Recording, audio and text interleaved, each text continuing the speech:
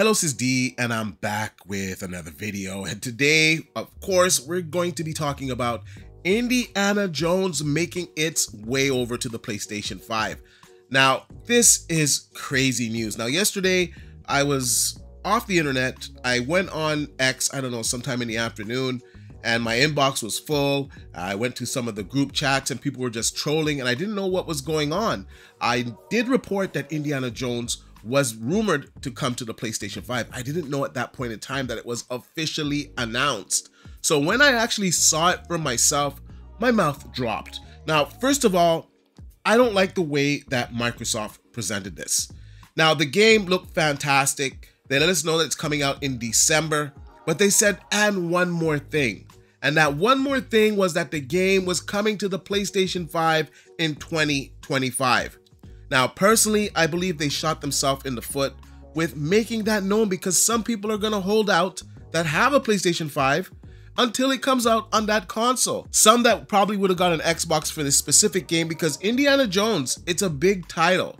A lot of people grew up on this game, so this is a pretty big deal. Now that it's known that it's not exclusive to Xbox, that it's a timed exclusive, that it will make an appearance on the PlayStation 5, some of those gamers won't get an Xbox. So I just don't understand why they announced this. Even if it was coming to the PlayStation 5, it doesn't matter. Wait until you're in 2025 and the game has released until you let that information be known. It's as if you're catering to the PlayStation fans more than you're catering to your core Xbox fans. But I digress.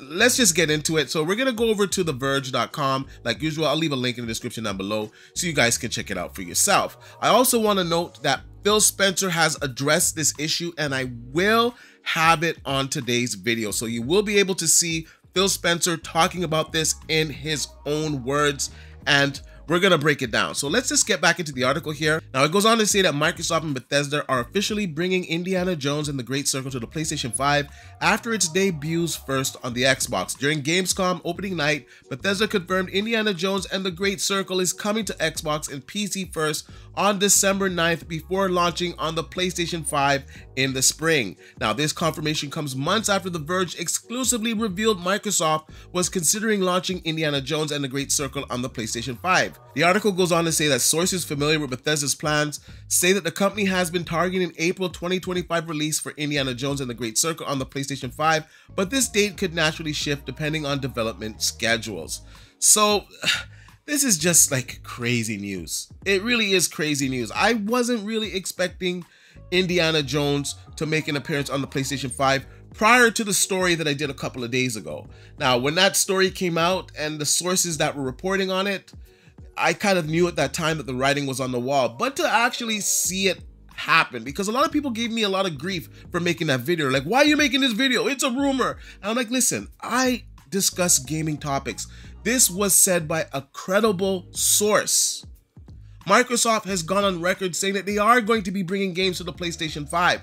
So I can't rule this out or put my feelings or, risk upsetting Xbox fans by not reporting the news. What channel would this be if I wasn't being honest and giving you guys my honest opinion and giving you guys the details that are out there? It just makes no sense. But fast forward to today, and this is actually happening. And I gotta say, I'm a little bit upset about this. Now, I'm upset the way they revealed it. As Xbox fans were excited that this game was being released December 9th, they also found out that it's coming to the PlayStation 5, and I just don't understand it. Now, I'm gonna give you guys my honest opinion here. And I wrote this on my X site. I said, Xbox is a thought and for the streets. Everybody, you can read the rest of it. This is YouTube, so we gotta kind of keep it PG, but you can read it for yourself. This is giving Xbox fans no respect. Now, I understand the business side of it, and I don't know if I'm 100% upset that this game is coming out to the PlayStation 5. I think I'm more upset the way that they kind of rolled this out. Let the Xbox fans have their moment. Let them enjoy this game over the holiday season. And next year when the game is ready to come out, because you're targeting April, that's quite a ways out. You could have announced this game in February. I'm not saying that Xbox fans wouldn't be upset. Some still would be upset, but it would have been a better situation, and you would have sold more copies of your game this fall. You would have got more subscribers to Game Pass. Now that people know that it's coming to the PlayStation 5 in April, a lot of people are going to wait for that game. And yes, financially, you're still going to make money because the PlayStation 5 players will support the game. They'll go out and buy it. But you're also losing some revenue on your own ecosystem. And at this point, I think it's pretty safe to say that Microsoft, or I should say specifically Xbox, is pretty much for everybody. I think they're going to keep a few games. I think like maybe Forza, Halo, and Gears, and let's just say Fable will remain an exclusive on their platform, but everything else, I think it's going to come. I think Blade, I think we're going to see it. There was a lot of talk about Starfield. I really do believe that Starfield probably is going to make an appearance on the PlayStation 5 this holiday season. It wouldn't surprise me, if not early next year. But in my honest opinion, I think Starfield will make an appearance on the PlayStation 5. We've heard too many credible reports stating such, and when we see games like Indiana Jones making its way over, I don't know what to say, man. Everything is on the table, I would say, except for a few core titles. Like, as soon as this went up, the memes just went hard. Like, look at this one right here, Indiana Jones and the Great Circle, and you got the PlayStation Circle on it. You know, that has to make Xbox fans feel some type of way. And I honestly got to say that the console war, this generation, it's dead. It's done. It's over with. PlayStation won this console generation. They're selling more consoles. They're selling more software. Xbox is actually putting their games on that platform because it's so popular. They can't resist to make that money. Even if it upsets their hardcore base fans, they don't care. They're about making that money. And Phil Spencer pretty much says this. So let's go into Phil Spencer's response to this. Now, I've kind of rambled a bit here because, you know, this is big news, man. This pretty much states that most of the Xbox games that a lot of people were expecting to be exclusive on the platform will be making an appearance on the PlayStation 5. So let's just hear what Phil Spencer had to say about this. Going to the PlayStation announcement, obviously last spring, we launched 4 games, 2 of them on the Switch, 4 of them on PlayStation, and we said we're going to learn. We said we'd watch. I think at Showcase, I might have said from our learning, we're going to do more. What I see when I look is our franchises are getting stronger. Our Xbox console players are as high this year as they've ever been. Amazing. So I look at it and I say, okay, our player numbers are going up for the console platform. Our franchises are as strong as they've ever been. And we run a business. Like, it's definitely true inside of Microsoft. The bar is high for us in terms of the delivery that we have to give back to the company, because we get a level of support from the company that's just amazing in what we're able to go do. So I look at this, how can we make our games as strong as possible? Our platform continues to grow, both on console, on PC, and on cloud. And I think it's just going to be a strategy that works for us. And the last thing I'll probably say is I think as an industry right now, there's a lot of pressure on the industry. It's been growing for a long time, and now people are looking for ways to grow. And I think that us as fans, as players of games, we just have to anticipate there's going to be more change in how some of the traditional ways that games were built and distributed. That's going to change. That's going to change for all of us. But the end result has to be better games that more people can play. If we're not focused on that, I think we're focused on the wrong things. So for us as Xbox, health of Xbox, health of our platform, and our growing games, most important things. Oh, that sounds perfect. Lovely. Now, so there you have it. You heard it from the boss's mouth himself. They're all about making the money. They're about growing the business. And Microsoft is a business, $1 billion business. And he basically said that Satya Nadella, he gave us the ability to buy all of these studios, to buy all of these games, and we have to give back that investment that they gave to us. And that investment is bringing those games to other platforms. It's growing Game Pass. It's growing our core base. It's putting these games on PC. This is the way that we will obtain that. I don't know who's left coping, but it's done with. It's over with. The games will be making appearances on other platforms. When the Switch 2 comes out, games will also make their way to the Switch 2. Games will continue to make their way on PC. Games will make their way onto the PlayStation 5.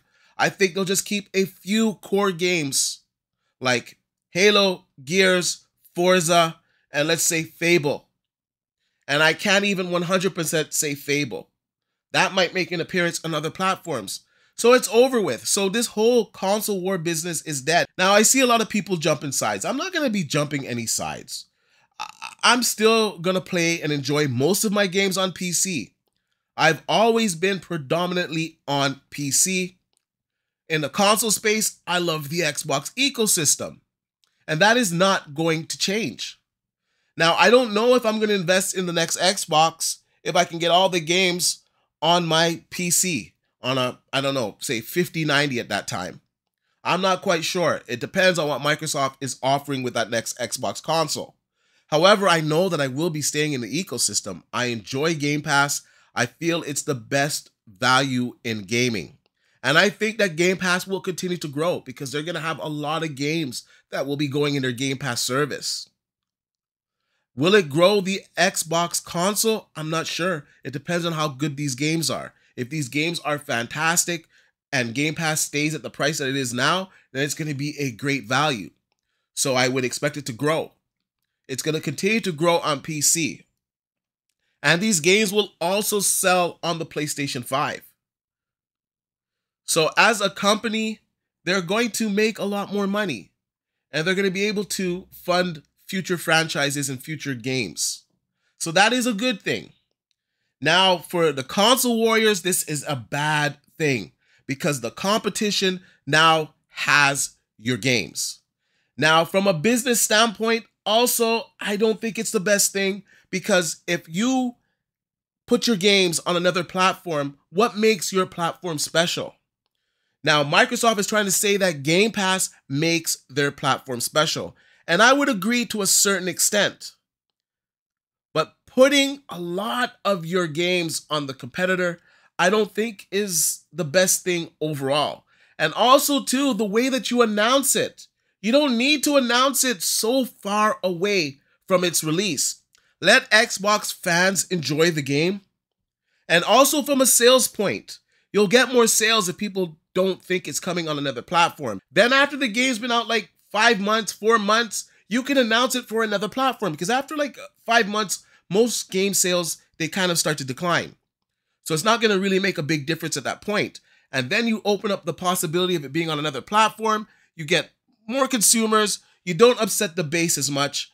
I just don't understand how they do things over there. Like, did somebody not think this out? That this was maybe not a good idea to announce this so far out, especially when the game isn't on Xbox yet, especially since the game is going to come out 6 months later from the Xbox release.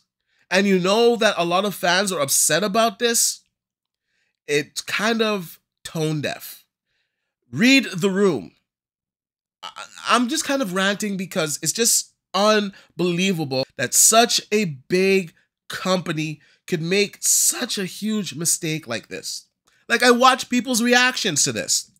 They were all excited. Yes, this game is coming out December 9th. And one more thing, it's coming to the PlayStation 5. And everybody just, they were flabbergasted. It was crazy. So that's pretty much it, man, because I'll just keep ranting on because for me, I'm really invested into the Xbox ecosystem. My channel is predominantly an Xbox channel. Yes, Xbox fans get mad at me a lot of times because I tell the truth. I say it like it is. You know, they got mad at me when I defended Tim. Tim said this months ago, and people were on him. It was crazy. He said he couldn't put up with this anymore because he didn't like that a lot of the core games or a lot of the games that are coming from these studios that Microsoft acquired are going to make their way to the PlayStation. It was just the other day at the FTC trial that Phil Spencer was saying that every time that Sony money hats a game, they use some of that money to try and put Microsoft or specifically Xbox out of business. Now you're finally at a level where you can truly compete with them and have a reason for people to buy your console, to be in your ecosystem with all of these games that are coming out from all of these studios that you bought. But instead of keeping the majority of these games exclusive on your platform, the majority of these games are going to the competition. And at this point, you cannot be mad at anyone that doesn't want to support Xbox anymore.